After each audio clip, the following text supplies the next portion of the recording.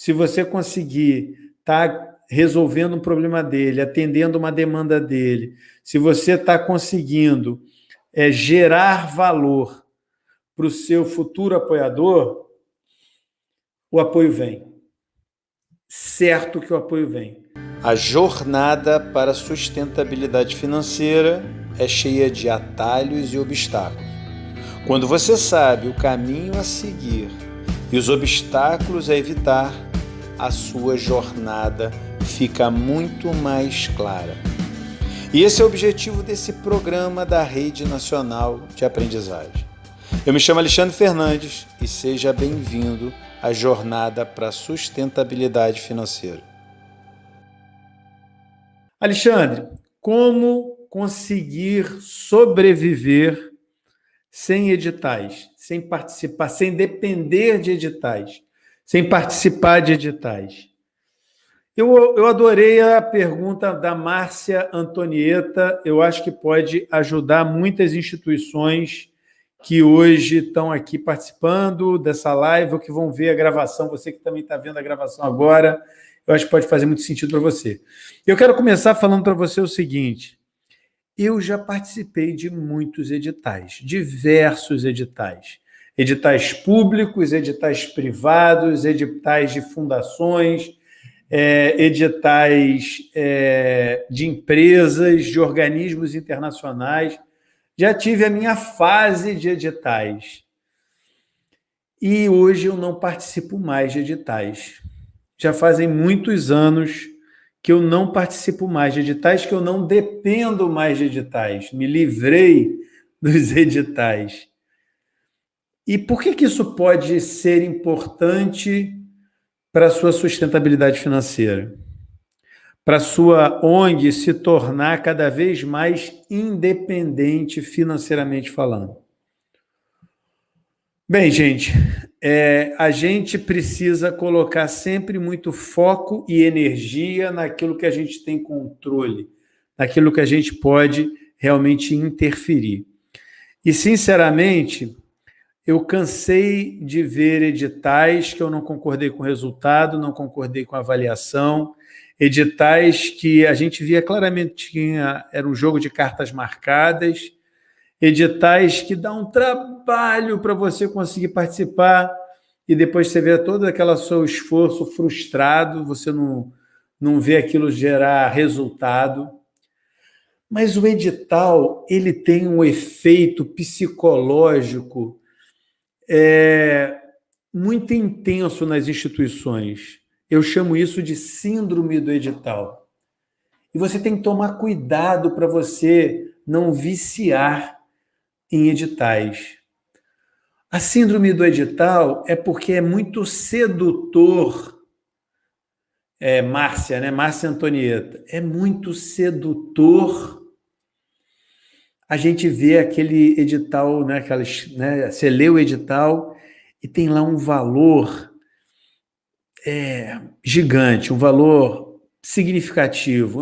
É um edital de 1 milhão, de 10 milhões, de 5 milhões, é um edital de 500 mil, que seja um edital de 100 mil, mas é um número redondo, né? Normalmente edital é um número redondo, é um número bonito, um número grande, é um número que enche os olhos.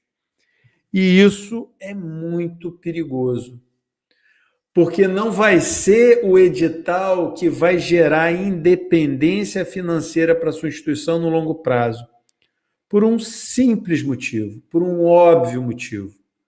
Todo edital tem início, meio e fim. Todo o edital ele tem um prazo de validade e duração. E isso gera um processo da sua instituição estar sempre pulando de edital em edital, de edital em edital, virando caçador de editais. Eu vejo isso muito nessa lógica, né, de captação de recursos. Por isso que eu falo que a captação de recursos, para mim, se assemelha muito àquela lógica do garimpo, né? Você pegar a picareta, se fantasiar de garimpeiro e ir atrás do próximo edital milionário que vai gerar um recurso para a sua instituição. O problema é que cada vez mais, Márcia, os editais estão mais restritos, estão com milhares de regras, você vive cada vez mais engessado, o uso do recurso é muito direcionado e, portanto, eu acho que assim a beleza dos editais, para mim, eu me desencantei com o processo de editais, com o edital. E, graças a Deus, não sofro mais da síndrome do edital, porque ninguém merece o processo, aquela gangorra emocional que você fica na expectativa do edital que vai sair, todo o trabalho que você tem para preparar o projeto, para apresentar o edital, para cumprir as normas dos editais, as regras do edital, e depois você fica naquela expectativa do resultado do edital. E aí, quando você consegue ser contemplado, você conseguiu ganhar o edital, vai entrar na conta da sua instituição R$1 milhão vindo da qualquer grande empresa aí, qualquer grande organização, organismo internacional, não importa de onde, você dá só um suspiro. Você dá assim um suspiro, ou melhor, não é suspiro, é um soluço. Falei suspiro, não sei porquê, né? Você dá só um soluço financeiro. Porque aquele recurso vem muito preso no objeto do edital, você vai ter que atender aquele objeto do edital, dependendo do edital, se for recurso público, esse recurso vai ter que voltar para o órgão público. Então, eu me desencantei com relação aos editais, Márcia. Mas a pergunta, por trás da pergunta da Márcia, é como sobreviver sem depender de editais. Olha que interessante. E aí, você precisa estar presente. E aqui, gente, tem uma sacada enorme que eu preciso que todo mundo realmente caia a ficha. A gente tem que ter muito cuidado de não ficar preso a tabus e mitos do terceiro setor. Então, assim, não pode você achar que só tem esse jeito, só tem essa forma. No terceiro setor, você vai depender de editais, você deve depender de financiamento público, você vai depender de doações voluntárias. Cara, existem outras formas, outros modelos de sustentabilidade que eu procuro vir aqui compartilhar com vocês, que rompe com a lógica do edital, da doação, da captação de recurso. E é isso que você precisa estar presente. Márcia, diferente, né, do garimpeiro social, onde você vai ficar lá cavucando, né, tentando explorar, encontrar aquela pepita, aquela pedra preciosa, conseguir aquele recurso encantado, aquele baú do tesouro, ou aquele bendito edital que vem e que vai, eu prefiro muito mais, que foi a lógica que eu segui, me tornar um fazendeiro social. Olha só, ao invés de garimpeiro social, ficar garimpando oportunidade, porque, gente, esse aí é um grande mito.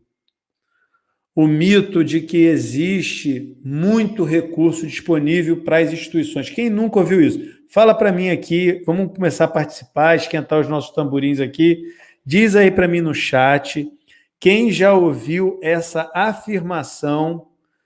Ah, tem muito recurso financeiro, tem muitos fundos, tem muito dinheiro aí no mercado, nas empresas, etc., etc., para as instituições, para as ONGs. Você precisa saber captar esse recurso. Você precisa aprender a fazer projetos. Você precisa conseguir ter acesso a esse fundo, a esse mercado, enfim, a esses recursos, entendeu? Quem nunca já ouviu essa conversa mole de que que existe muito recurso disponível que o problema não é a falta de dinheiro. Falta de dinheiro não é verdade, existe muito dinheiro disponível.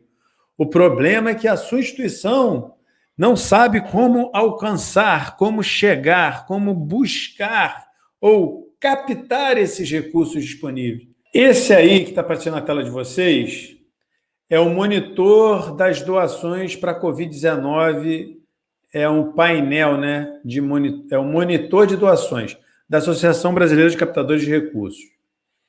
Segundo a ABCR, doados como resposta à Covid-19 já foram no Brasil, desde o ano passado, 7 bilhões com B de bola, 161 milhões, 765.938 reais. 7 bilhões com B de bola por conta em resposta à Covid-19.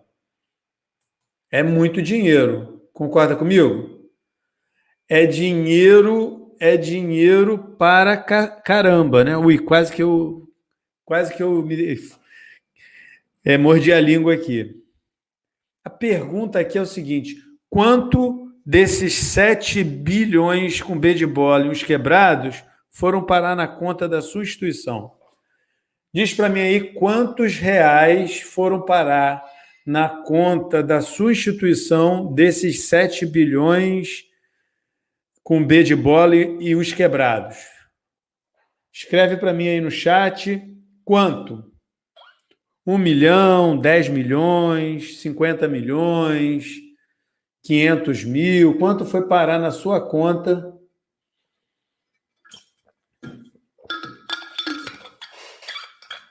desses 7 bilhões e os quebrados? Manda aí para mim, aí, fala para mim quanto que entrou na sua conta, Vic Perrota.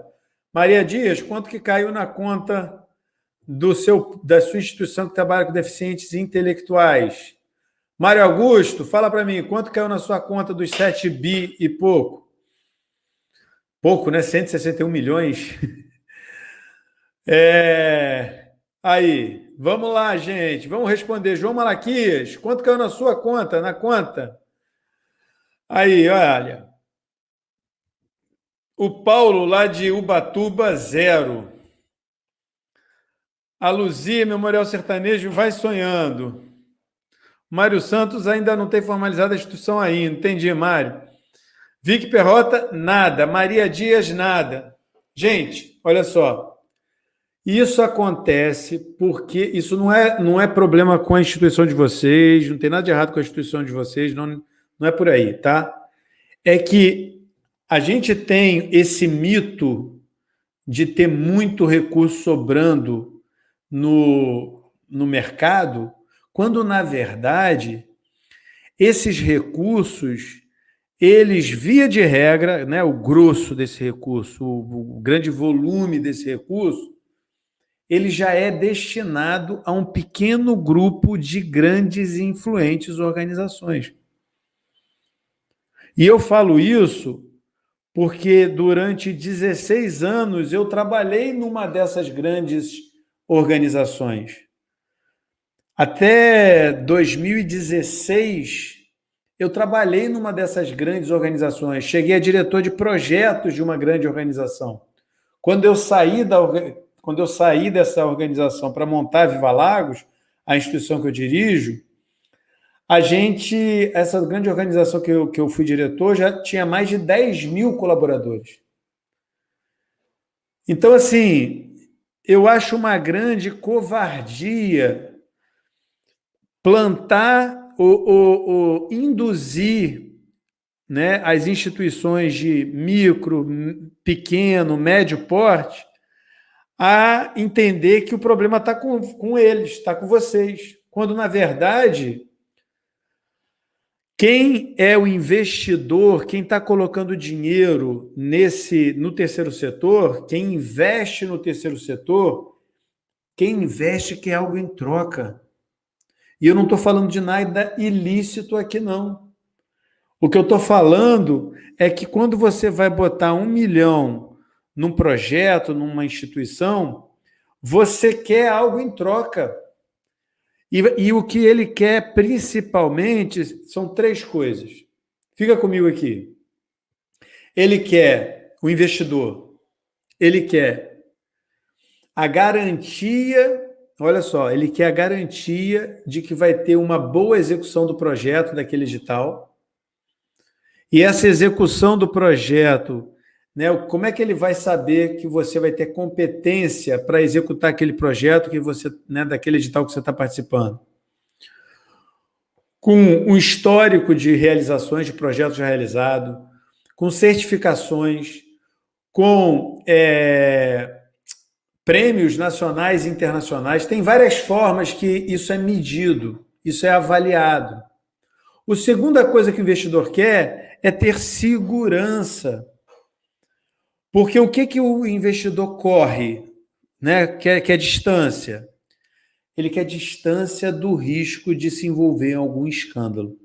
E vamos combinar, né? A gente vive numa situação no país que os justos pagam pelos pecadores. Então, infelizmente, toda vez que surge uma notícia de alguma instituição sem fins lucrativos, alguma ONG, envolvida com coisa errada, contamina a imagem de todas as instituições. Contamina a imagem da instituição que eu dirijo, da instituição que a Sandra dirige, que o Valdemir dirige, que o João Malaquias dirige, que o Vicky Perrota dirige, enfim, que a Luzia dirige, mesmo você não tendo nada a ver com isso. Então, esses grandes investidores, eles estão procurando o quê? Instituições que tenham compliance, que tenham auditorias internas e externas para garantir integridade dos processos, transparência nos atos. E se você não entendeu nada do que eu estou falando, mais um motivo porque que é uma covardia querer induzir as instituições de que tudo que ela precisa é saber elaborar um projeto para aplicar para um edital. Quer dizer que você não tem nenhuma chance de ganhar um edital? Não, você pode ganhar um edital. E essa exceção comprova a regra. O que vai cair para você é aquela farpelinha. Então, Márcia, né?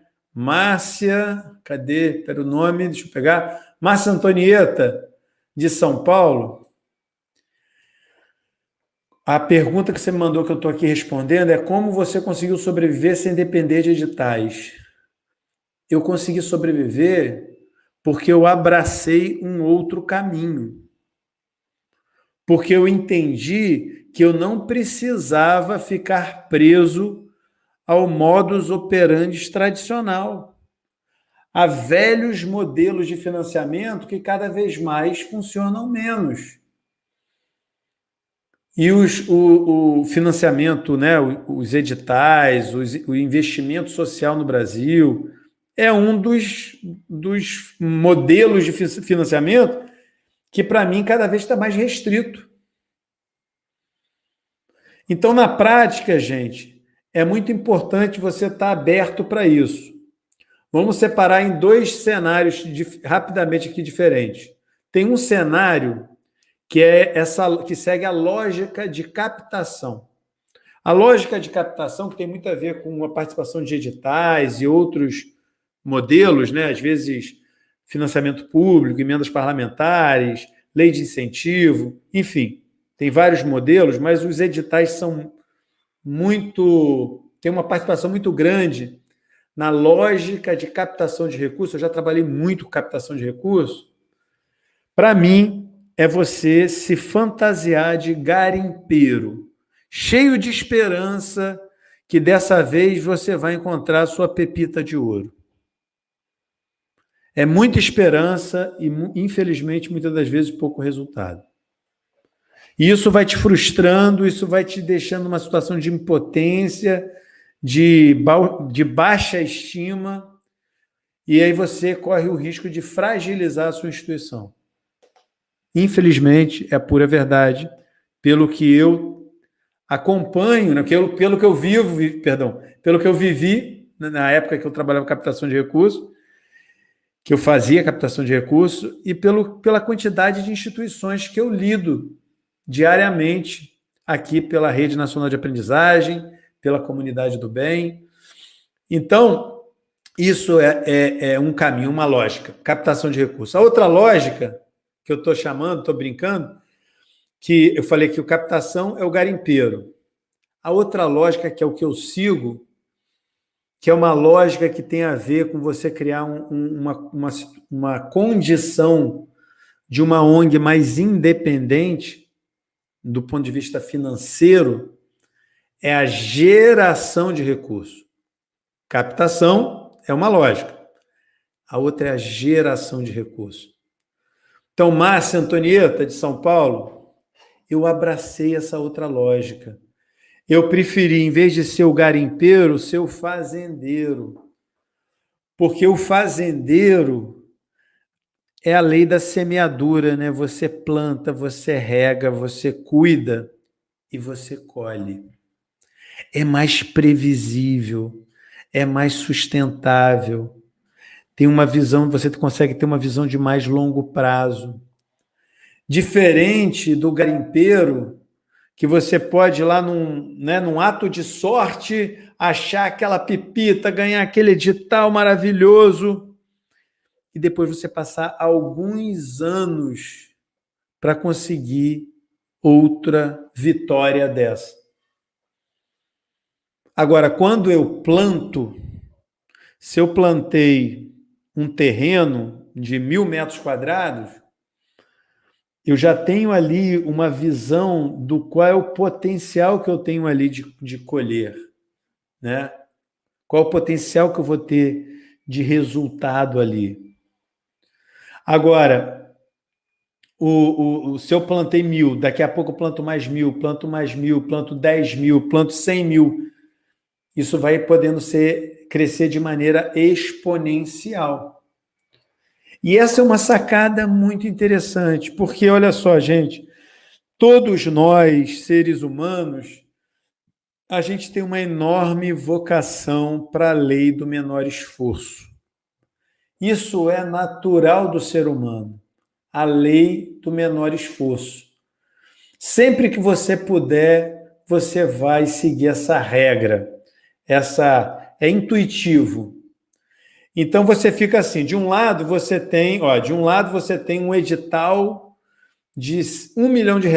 Do outro lado, você tem um terreno para você arar e plantar e daqui a algum tempo você colher.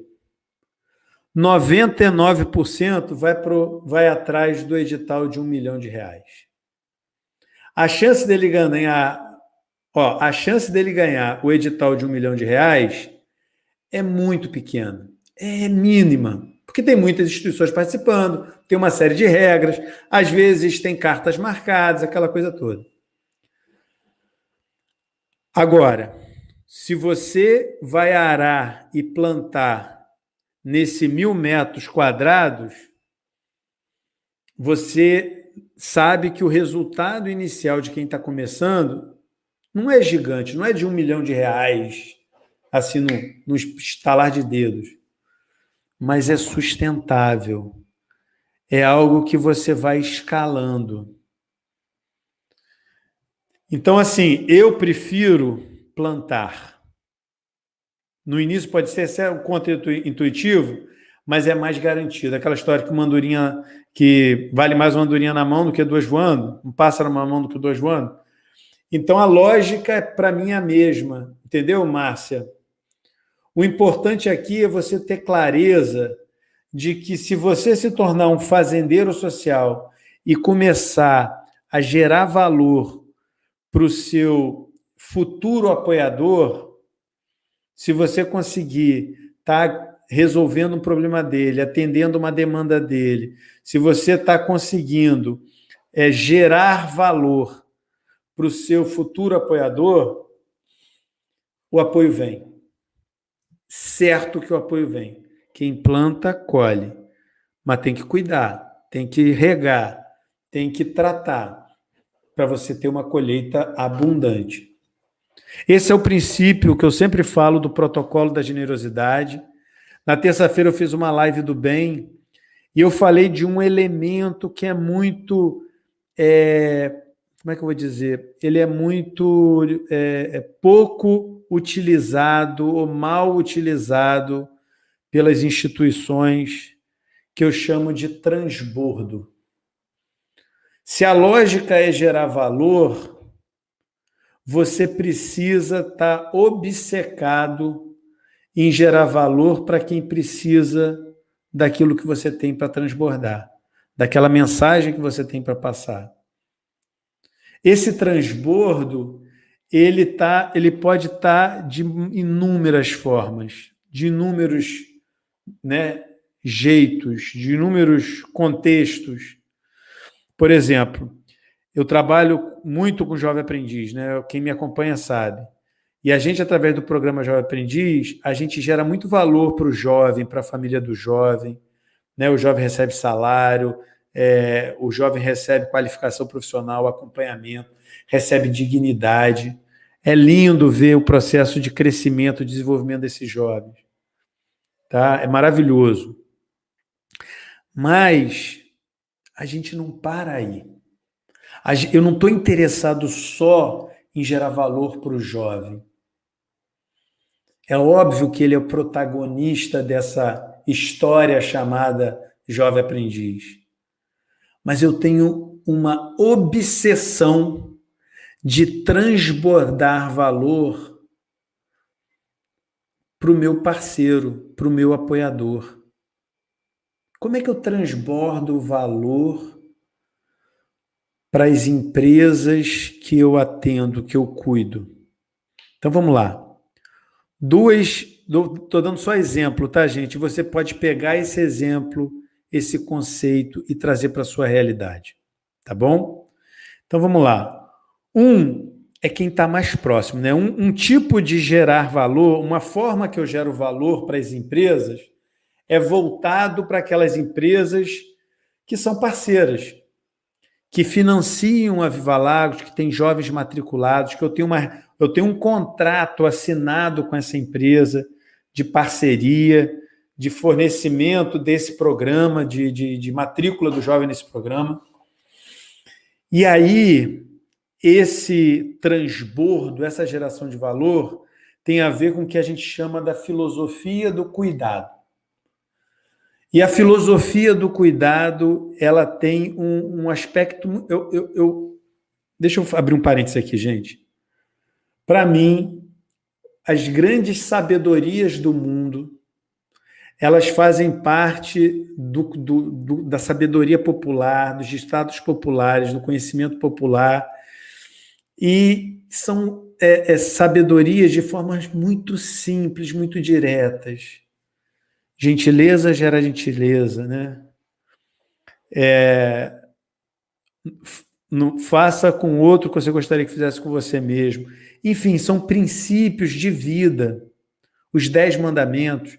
Enfim, o que eu quero chamar a sua atenção aqui é que a nossa filosofia do cuidado, ela parte de uma premissa de que se eu quero manter uma relação de alto nível, saudável, plena com essa empresa, com esse meu apoiador, no caso é essa empresa que eu atendo, eu tenho que cuidar dela, eu tenho que dar atenção dela.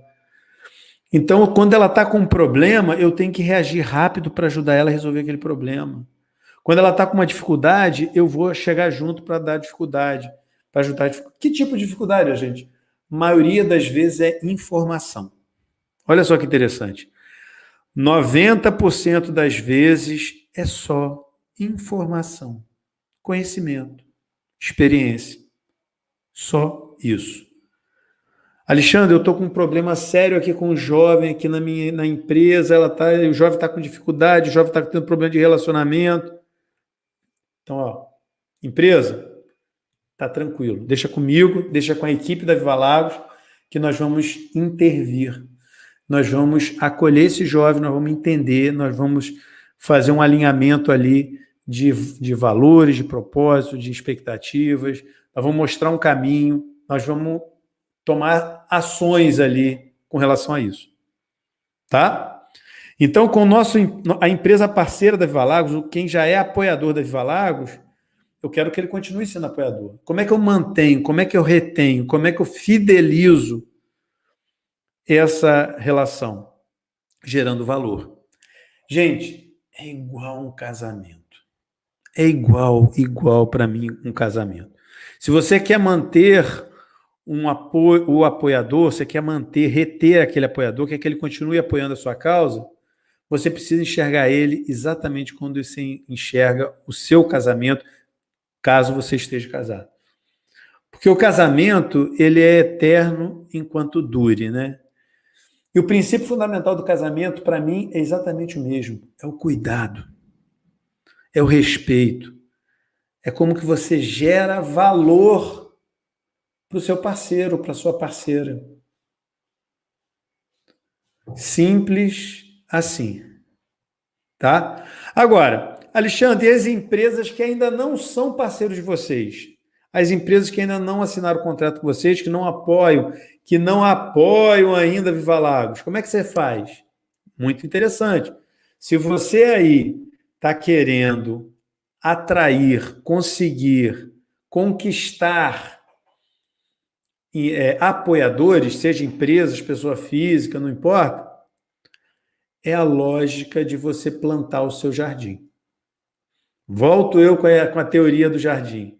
A teoria do jardim é que você precisa gerar valor para com esse valor que você está gerando para o mercado vai estar atraindo as empresas vão se identificar, porque você está ajudando elas sem eles estarem pedindo ajuda, literalmente. Olha que interessante. Então, vamos lá. Como é que eu faço isso com as empresas que não são parceiras ainda da Viva Lagos e que eu quero atrair elas como parceira? Um jeito tradicional de fazer, eu acho pouco efetivo, tem que fazer, é bom fazer, mas não é o centro da minha estratégia, da nossa forma de trabalhar. Você pode ter uma pessoa visitando as empresas, batendo em porta a porta das empresas, falando, olha, aqui é a minha instituição, Viva Lagos, ela trabalha com jovem aprendiz, assim, assado, sei o quê, você quer uma proposta, quer conversar, quer conhecer o programa, aquela coisa toda. Importante fazer isso, é importante se conhecer e ser conhecido no mercado. As empresas precisam saber de você. E eu estou falando aqui de empresa, estou falando aqui do jovem aprendiz, gente, mas não precisa ser jovem aprendiz, não precisa ser empresa. O jovem aprendiz é um veículo rumo à sustentabilidade. Tem muitos outros caminhos. Alexandre, eu trabalho com pessoa com deficiência. No meu caso, não caberia o jovem aprendiz. Está tudo bem. Você não precisa seguir com o jovem aprendiz. Eu vou te dar exemplos que você pode seguir de outra forma. O jovem aprendiz é só uma lei, gente. É poderoso, é importante. Eu sou muito grato ao programa Jovem Aprendiz. Não quero desmerecer o programa Jovem Aprendiz, mas eu não quero que você ache que só tem esse caminho, porque seria uma grande inverdade. Então, na lógica que eu quero trazer, é o seguinte, como é que eu faço com essas empresas, vou chamar assim, com esses apoiadores que ainda não são parceiros da Viva Lagos? Eu começo a gerar valor.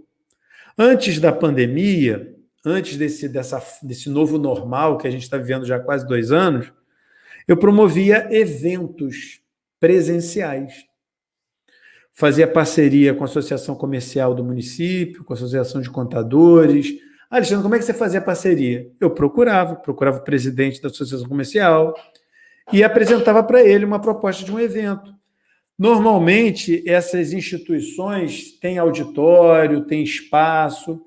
E aí o que acontece? Olha só, fulano de tal, a minha instituição trabalha com jovem aprendiz, é uma lei que as empresas têm uma obrigação legal de cumprir uma cota, papapá. Então, a gente está aqui com uma proposta de fazer uma parceria para fazer um evento gratuito para os associados, para as empresas associadas aqui de vocês, e a gente poder tirar dúvidas, explicar melhor o programa, mostrar como é que que faz a cálculo de cota de jovem, qual é o valor do salário que o jovem tem que ter, se o jovem estiver dando problema, como é que você pode desligar o jovem, e se uma jovem engravidar, como é que faz, e se um jovem serviu o serviço militar, como é que faz? Tem tantas nuances, qualquer tipo de programa assim, e aí a gente fazia esses eventos. E apareciam várias empresas, muitas empresas, diversas empresas. Fiz eventos para 30 empresas, 20 empresas, 50 empresas, 100 empresas. Já fizemos eventos de vários tamanhos. A gente passou a ser convidado para fazer esse tipo de evento num outro grande evento aqui em Macaé, que é a Brasil Offshore, que é um evento, uma feira de negócios, né, ligada ao petróleo. E aí é um evento que tem milhares de pessoas e a gente fazia lá palestras e palestras, palestras voltadas para o mundo do trabalho. Eu abri um pouco mais o escopo, não ficava falando só de jovem aprendiz, jovem aprendiz, jovem aprendiz, porque o meu interesse ali é gerar valor. Para quem? Gerar valor para a empresa do ponto de vista dessa relação de trabalho, porque é onde eu entro com o jovem aprendiz.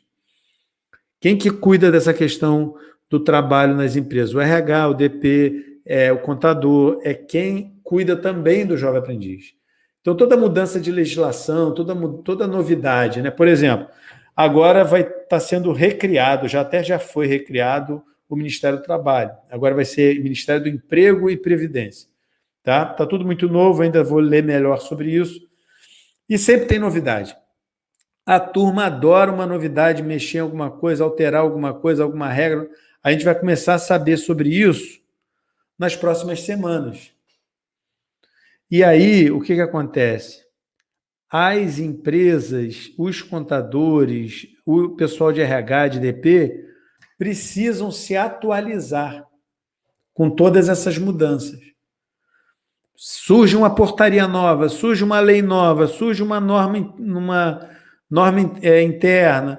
Qualquer tipo de coisa, de mudança, a gente tem que estar muito atualizado. Por quê? Porque aí a gente é capaz de gerar valor. Então, se você, por exemplo, trabalha com pessoas com deficiência, não adianta você... por exemplo, eu com Jovem Aprendiz, não adianta eu falar sobre o Jovem Aprendiz para quem não tem interesse no Jovem Aprendiz. Adianta. Vou procurar empresas que não têm interesse no Jovem Aprendiz. Por que não tem interesse, gente?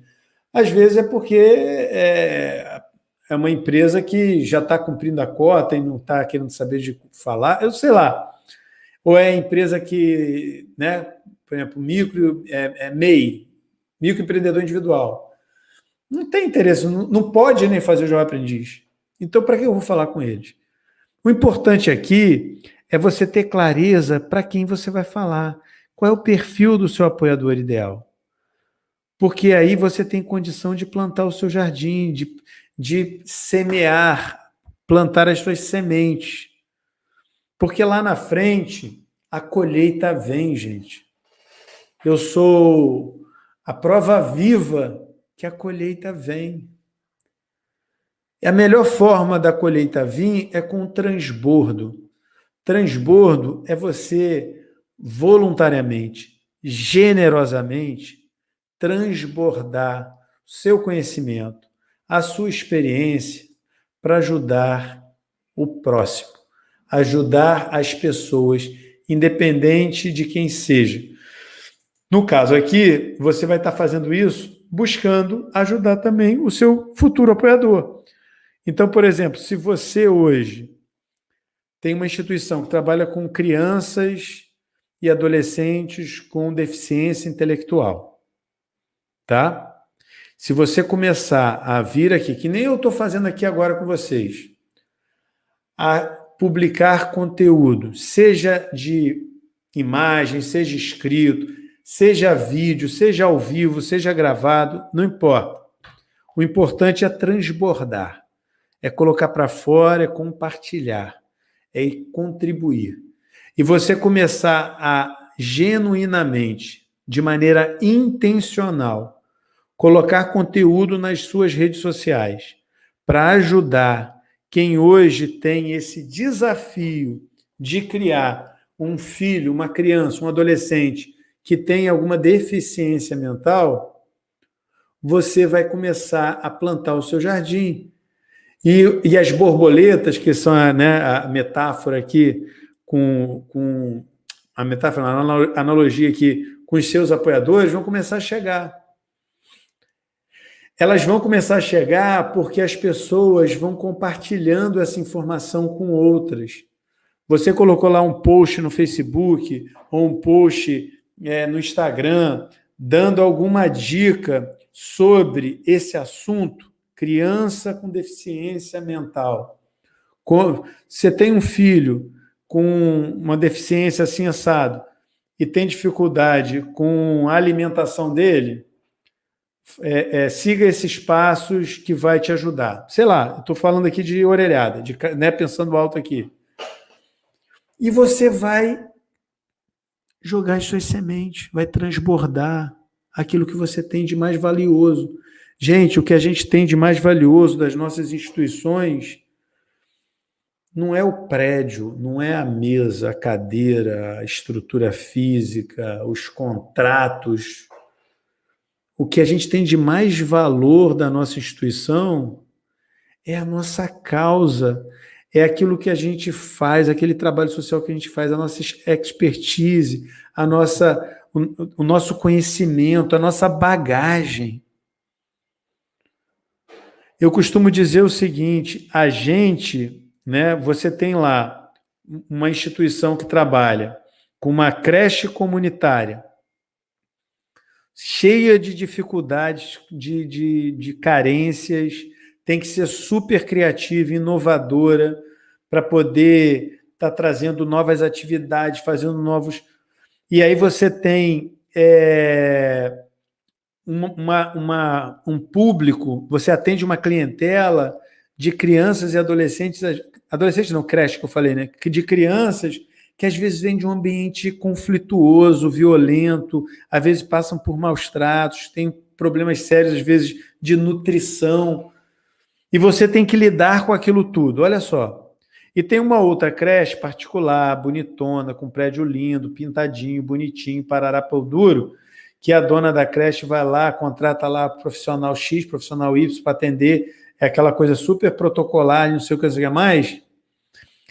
Depois de, sei lá, 5 anos funcionando, 10 anos funcionando, quem que tem mais bagagem?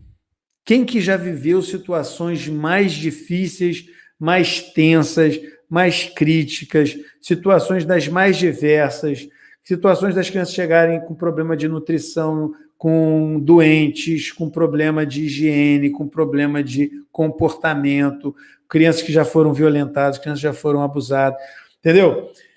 Crianças enfim.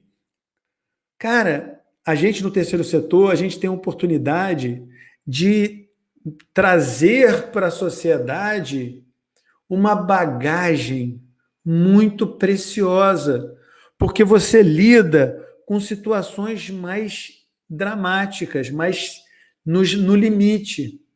E você aprende a conviver com isso e lidar com isso e fazer do limão a limonada e transformar o problema numa solução e trazer de forma criativa uma outra sacada para um tipo de atividade. Falta recurso físico, mas sobra criatividade. Sobra vontade de acertar, sobra paixão, sobra comprometimento.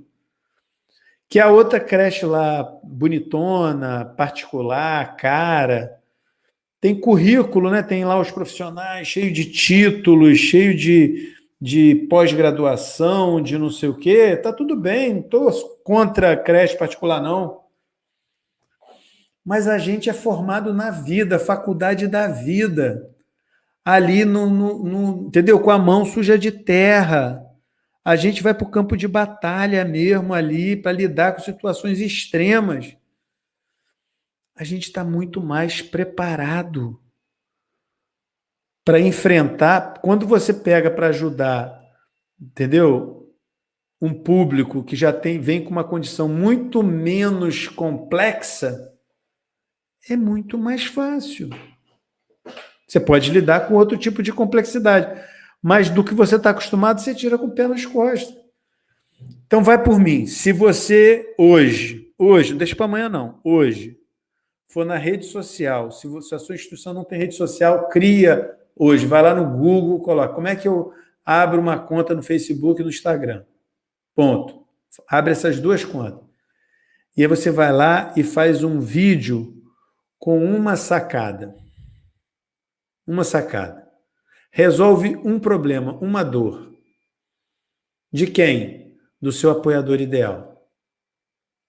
No meu caso, por exemplo, se eu estivesse querendo falar para empresas, eu poderia fazer um vídeo explicando para as empresas como é que ele calcula a cota de jovens para a sua empresa. Aonde que você pesquisa lá no site do governo federal para saber se aquela função que você tem lá de funcionários na sua empresa entra para o cálculo de cota do jovem aprendiz ou não. Pronto, plantei uma semente. Amanhã eu vou ensinar como é que funciona o sistema de férias para o jovem aprendiz. Maior de idade, menor de idade, se a empresa tem férias coletivas, vou falar sobre férias. Vou gravar um vídeo de 1 minuto, 2 minutos, no máximo. Tá bom. Plantei outra semente. Depois de amanhã, eu vou falar sobre os 4 motivos que você pode desligar um jovem aprendiz por justo motivo, né? Porque o jovem aprendiz só pode desligar dentro desses 4 motivos. Quais são os 4 motivos? Vou lá explicar para ele. Plantei mais uma semente. E se todo dia eu plantar uma semente, daqui a 1 ano eu tenho uma floresta. Qual é a chance de não ter várias sementes florescendo? Você precisa plantar o seu jardim. É a lei da semeadura. Você quer colher? Você tem que plantar. Ou senão, pega a picareta, coloca a fantasia de garimpeiro e sai aí no meio do mato para garimpar a próxima pedra preciosa, o baú do tesouro, ou o que quer que seja. Tá bom, meu povo? Até rendeu, eu achei que hoje não ia render. Vamos lá, Maria José, boa noite, Aracaju, Sergipe. Luzia, essa é a sensação de ver e sentir o resultado do nosso trabalho florescer em um tempo tão complicado como esse que estamos vivendo, é surreal. Estou vivendo isso, é muito bom, graças às suas dicas. Obrigado, Luzia. Ivete, trabalho no atendimento e empoderamento de mulheres e jovens vítimas de violência. Aí, Ivete, olha só. Quanta semente você tem para plantar? Uma vez eu atendi uma instituição, né? Dei um tipo de mentoria para uma instituição que trabalhava exatamente com esse público. No caso deles, era só mulheres vítimas de violência. E ele falou, Alexandre, eu não tenho condição de estar produzindo conteúdo, sei o quê, de estar plantando minhas sementes, porque a gente lida com uma questão muito séria de sigilo, né? A gente tem uma relação de sigilo com as vítimas muito grande, obviamente. Falei, mas você não precisa romper ou violar esse sigilo. Você pode simplesmente orientar, dar dicas, entendeu? Você pode contar histórias que você já viveu, que a sua instituição já viveu, preservando a identidade das vítimas. Entendeu?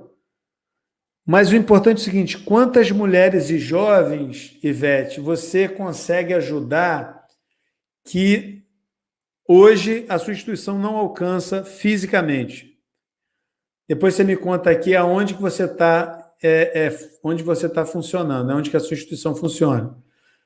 Porque, por exemplo, eu hoje aqui vim aqui para ajudar instituições, independente de onde que elas estejam. Então, por exemplo, a Maria José é de Aracaju, Sergipe, a Inês é de Vitória da Conquista, a Vivian é de Macaé.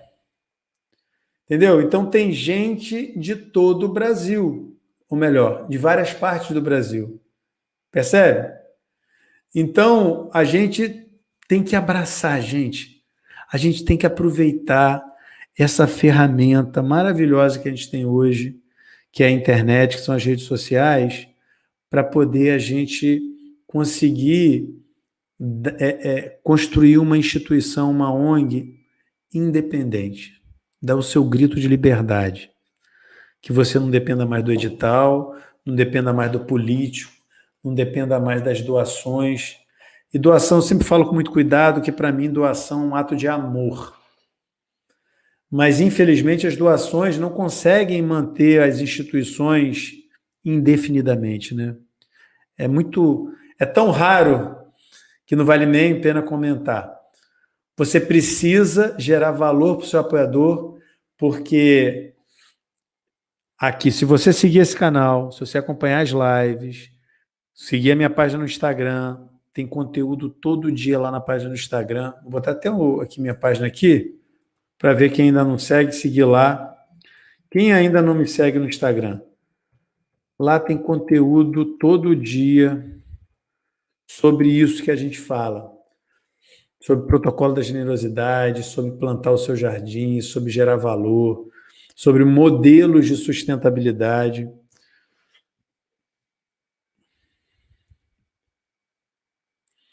É isso, meu povo. Valeu, turma. Aí, Votorantim, São Paulo. Então, Ivete, olha só, você falando aqui, ó, dependo de ajuda de parceiros.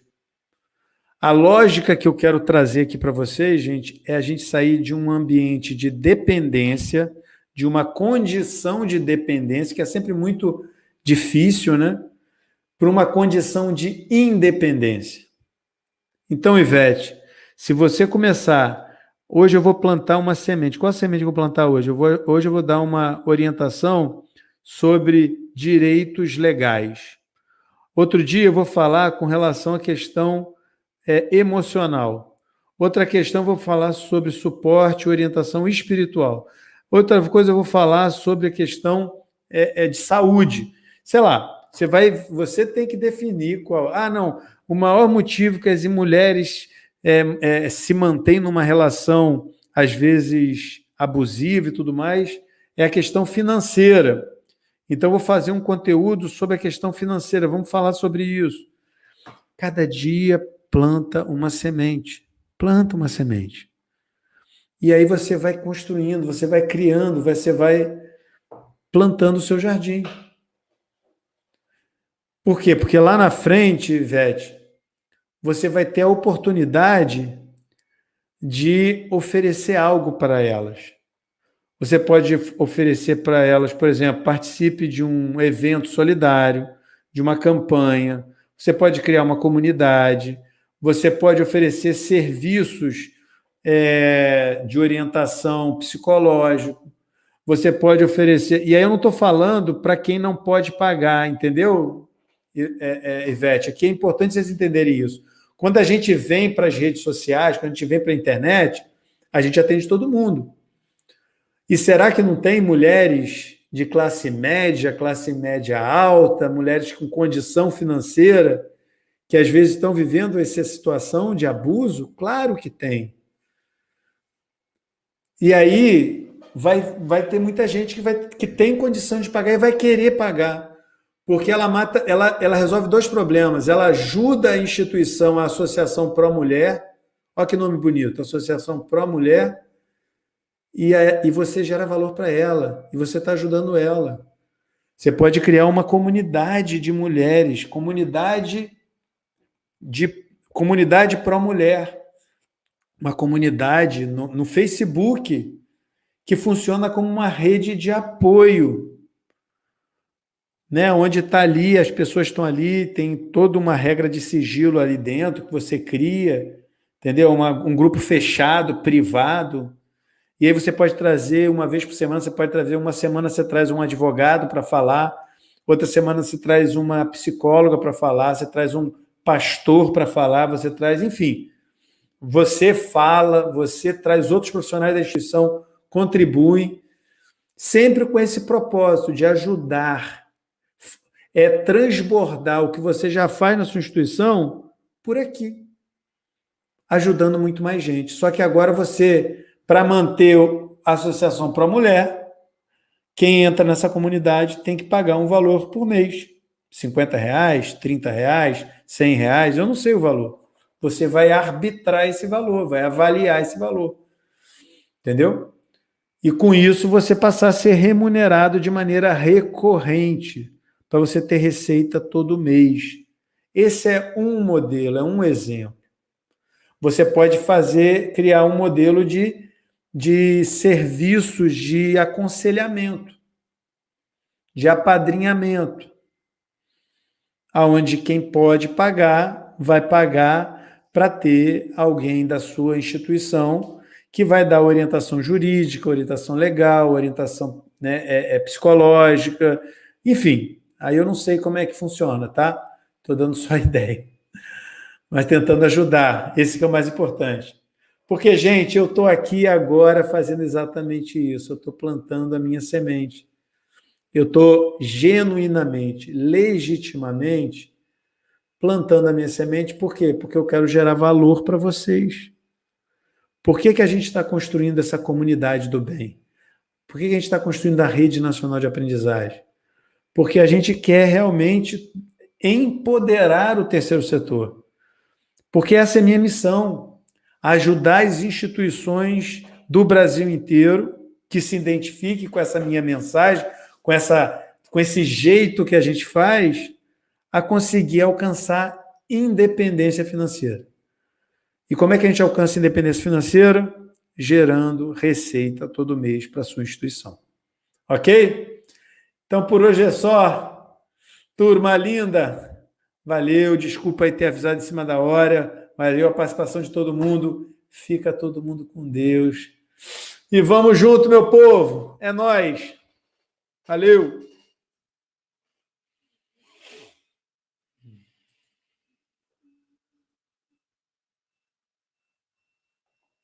Ivete, ainda não vou encerrar. Não vou encerrar, Ivete, aqui a live para responder um comentário seu, que é uma crença limitante.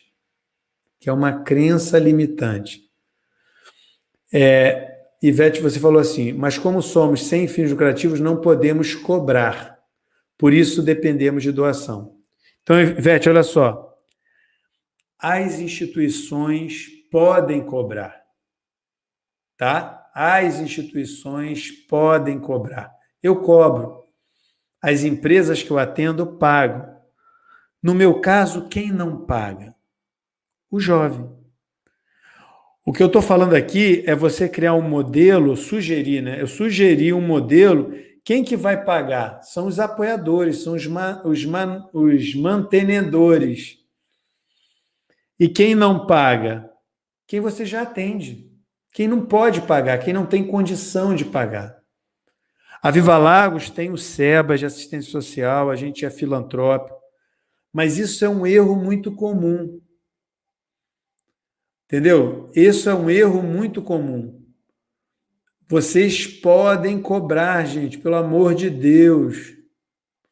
O que não faz sentido é você cobrar do seu beneficiário final. Mas você pode cobrar do seu apoiador, você pode pedir o apoio, você pode pedir a contribuição. Entendeu? Fica a dica aí, Ivete. Vamos romper essa crença limitante. Você pode cobrar sim, tá? Valeu, gente. Fica com Deus. Até a próxima terça-feira com mais um episódio da Live do Bem.